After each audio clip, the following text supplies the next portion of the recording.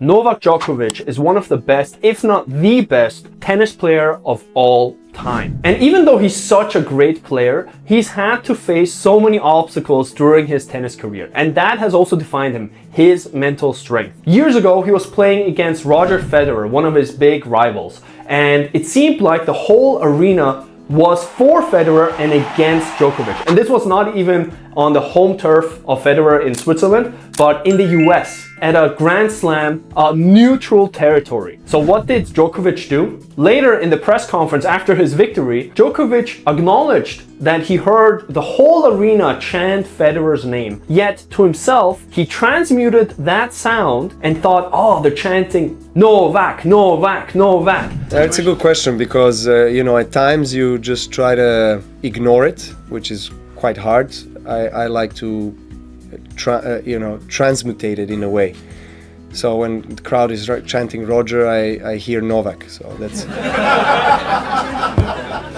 He transformed whatever the whole arena was saying and used it for himself. He transformed that sound that benefits him. So of course he acknowledges that he heard it. Audibly he heard Federer. Obviously for everyone is saying Roger, Rafa, whatever it is. And I hear that too. Part of me hears that too, of course, but part of me inside says, okay, I'm not gonna let that bring you down, or because of it you might lose a tennis match, or you're gonna feel bad, or you're gonna feel angry or upset, but I'm gonna help you feel better. So I try to transform that into something that is useful for me. But he changed it and he thought to himself, no, they're chanting my name, and he used that energy to push himself forward. And we might not have a full arena of people criticizing us or chanting someone else's name against us, but we do have an inner voice that's constantly with us. And this inner voice is often very critical and does not help us with our performance. Whenever we want to perform at our best, it's when we just let go and play. It's not when someone's right next to us basically and saying the most horrible things like, oh, you did so badly, you suck at this. But when that happens, usually we do not perform at our best because we're not completely there.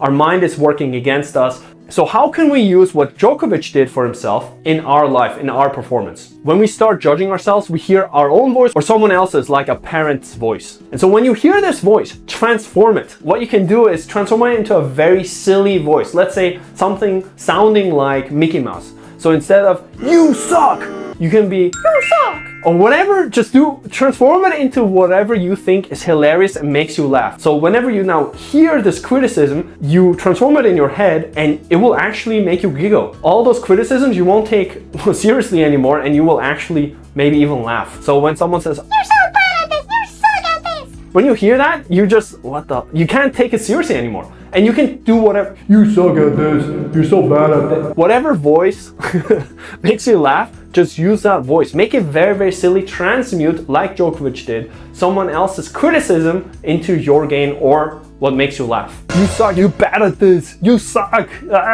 Whatever makes you laugh, just use that. Imagine someone else tells you that in that voice. Would you take them really that seriously? Probably not, and it will kind of make you giggle. So this really works. Often you hear the voice somewhere, and every single person hears the voice also spatially. For me, it's kind of like in the back of my head, I would say, but for each and everyone, it's somewhere else. But just imagine you hear the voice in a certain area. So what we can do is, there's an exercise from Paul McKenna, the hypnotist from Britain, he's awesome. So what you can do is you try to imagine there's this area where you hear the voice. And what you're gonna do is you slowly, obviously you change the voice already, and you make it as quiet as possible. Also, you really turn down the volume.